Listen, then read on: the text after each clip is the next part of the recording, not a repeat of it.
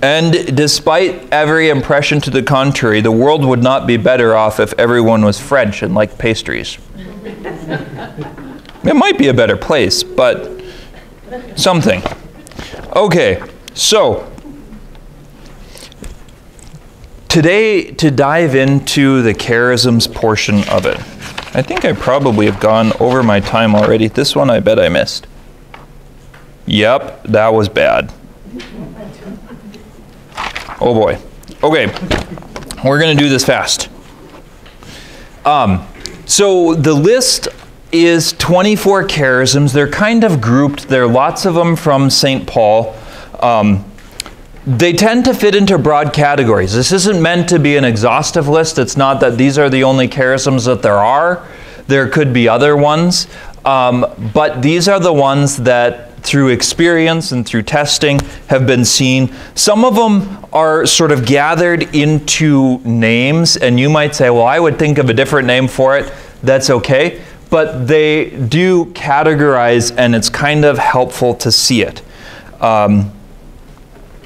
Charisms are also a bit different than the charismatic gifts of the Holy Spirit.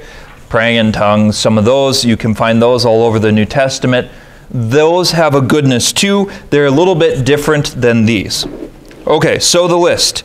The first group is called the pastoral charisms. These aren't in any order of importance. I don't know why they're in this order. Father Ross used it somewhere, and so I copied it. The first one is help. This is the charism that, like, you thrive on helping other people fulfill their goals and their dreams. We're going to go through all of these at more length. I have a ton of notes on each of them. They're spelled out in a little bit. Hospitality, that is like entertaining, building a home or a place for people to come. Mercy, the best definition of mercy I can think of is Mother Teresa. Very moved and compassion, deeds of mercy for the poor. Pastoring is a charism of leading groups, that you like to guide groups of people together. People that have this charism tend to naturally form groups and seek them out. They tend to be the engines behind things. Like, they go into a place and they're like, oh, you know what? I like to do scrapbooking. I'm going to start a scrapbooking group. Do you like to do scrapbooking? You know, and they find people to do scrapbooking together and they start the group. That's probably pastoring. Encouragement is a charism of, usually it's like people seek you when they need to be lifted up. People seek you. You're sort of like the cheerleader in the background. And again, this is one where all of us are called to be encouraging in our words. The genuine charism of encouragement is a little bit harder to find. And that's where you have to start looking for, is it not just good words, but is it grace? Is it something that speaks to me? Does it feed me? Those kind of things. Communication. Evangelism or evangelization. If you know Stella Jeffries, put her name next to this one. This is Stella in spades. They are people that are moved to proclaim the gospel of Jesus, and it tends to be focused around people that aren't Christian yet, like the sort of paratroopers and the Marines of the spiritual world. Like I said, this one is Stella Jeffries. If you know her, it's just her. Teaching is the charism, like I talked about, of leading other people. It tends to be connected to liking, enjoying learning things, and then sharing them with other people, the communication of knowledge. Prophecy is one of the rare ones. Prophecy is a charism of sort of receiving messages from God for people, but they're not like about the future, they're about the here and now. Sometimes it's helpful when people are struggling or in a difficult situation. Sometimes, like I said, it's a particular message of love or of mercy or of forgiveness or a particular thing to grow in. This charism, like I said, is relatively rare. It seems to be one of the least common. The organizational charisms, administration. These are the people that can take someone's vision and make it happen. They're like the triage squad that you want as the sort of chief operating officer on the ground, who can take the big, bold vision of people that are visionary and make it happen. What are the nuts and bolts? Who are the tasks? Can I delegate them off? How can I chop this up?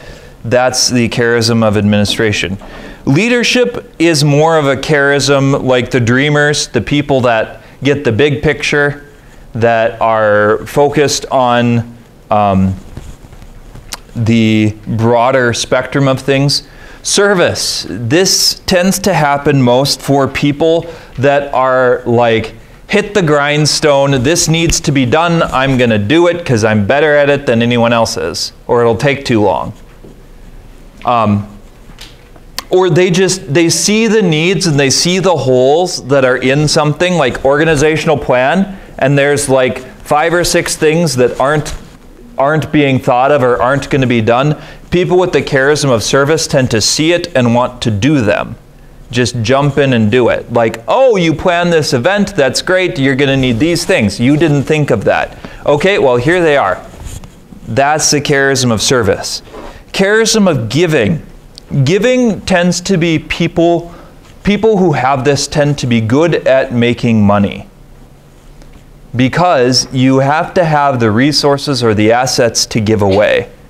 But it's a charism that works that by giving, by using your talents and abilities to share in things, to make them happen, God ministers to you and to other people. It doesn't have to be with material wealth, but it tends to be with people that have some resources, whether it's time. I think you could see a charism of giving and being able to give very freely of your time, to give of your material possessions. The charisms of healing. Healing itself, that God tends to heal people through your prayers. Intercessory prayer. Intercessors tend to be the ones that like prayer requests land on their lap all the time. It's just like they're in the grocery store and someone comes up and is like, can you pray for me? Sure. And they find that to be very life-giving, very energetic. Intercessors tend to be in the background. I know someone who has this charism. She very much like just has impressions, is deeply moved for people. Like she knows someone and all of a sudden someone's just like a burden on her heart during the day, and she lifts them up in prayer, sometimes for several hours, and she doesn't even always tell them that she did, but that's the charism of intercession. It tends to work in the background. It doesn't have to, but it tends to be a little bit more out of sight, but people that pray on behalf of others. The charisms of knowledge and wisdom and discernment of spirits. I want to look and make sure that I have knowledge in the right place. The knowledge is a charism of seeking to understand and contemplate what is true, tends to be involved in studying. Like one of the phrases that people would say is, I can help other people through what I understand. They tend to be people that pull out the important details from a bigger presentation or a bigger set of knowledge. And that by learning that, by the encounter with the truth, that God works in their life and in the lives of other people. Wisdom. Wisdom is actually the charism that I think Father Ross has. Wisdom, it's like the ability to help people see clearly between paths, to find the right path. Father Ross is well served by this, I think, in spiritual direction and confession. He's quite good at them. He's rather known for it. That people can go in sometimes with a big question that's on their mind and on their heart, and when you talk to Father Ross, it's like God just helps you sort it out and see what you need to do. That's the charism of wisdom. Discernment of spirits is one of the other rather rare charisms. This one tends to be about the experience of what is motivating something, particularly when something is motivated by God or when something is motivated by evil. So, you know, there's lots of random temptations in the world. There's lots of random things. All Christians need to exercise discernment of spirits. You know, don't follow the demons with pitchforks and spiky heads. Not good. But people with a charism of this tend to be the kind of people that can go into a place and be like, you know what, I think we need to pray. Like, something was done here that isn't good. There's just a presence here that isn't helpful, or there's a kind of spiritual thing going on that is that needs to be addressed. Lifestyle charism, celibacy, is to live dedicated to God so that you can more freely serve Him in other areas. Celibacy as a charism tends to go along with something else. Like, God calls you to celibacy and gives it to you as a charismatic gift in order that you can be a missionary, or that you can do some of the other things. Missionary, these are people, so evangelization is about sharing the gospel with other people, particularly the unchurched. In this system or this schema, missionary, this as a charism, is people that are motivated to live the gospel in another culture, or they like the cultural difference.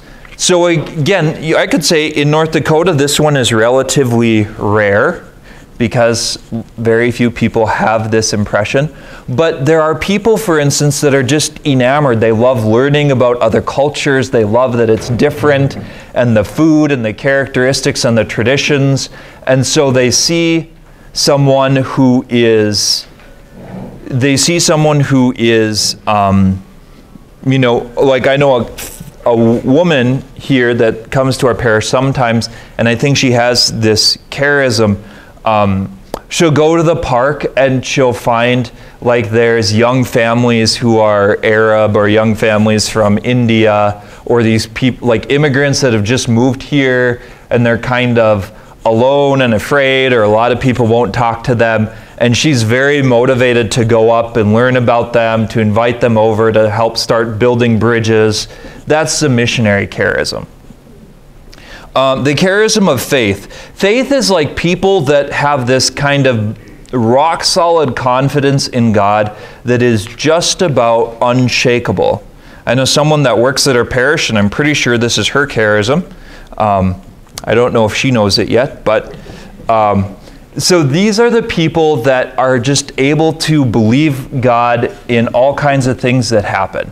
It's like, you know, life seems to go crazy. I think we have a video from someone later who is like, I think God is calling me to open a store in a small town. She opened a store in Napoleon. Like, I think God's calling me to open another store. I don't have money to open another store, but I'm pretty sure this is God calling me, so I'm gonna like work to make it happen. Oh, the money showed up, like everything was fine.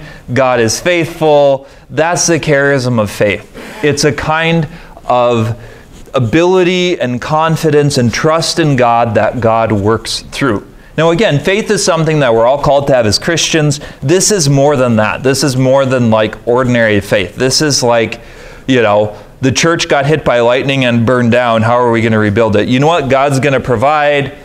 A donor shows up or whatever and is like, oh yeah, pieces came together. We have enough money to do it. Yep. That's the charism of faith. Voluntary poverty. This tends to be a charism that is about like detachment from the material world. We have a video of someone with this as well.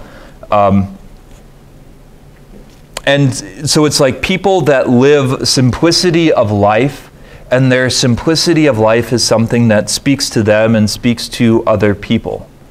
That they don't need new stuff, they don't need nice stuff. Sometimes people, for instance, who are very wealthy have this as a charism. You know, it's like they drive an old car, they, you know, don't wear nice shoes, they don't have nice clothes, they just live a very simple lifestyle, and because of that, they're able to give money away, or they're able to do things. There's several people I know that are very much like that. I'm not sure if it's a charism for some of them, but that's kind of how it works. Craftsmanship, we talked about that a little bit. This is making or doing things that are beautiful for God. It tends to be artistic and creative in some fashion. Could be food, could be decoration, could be scrapbooks, whatever. Music is a little bit more obvious.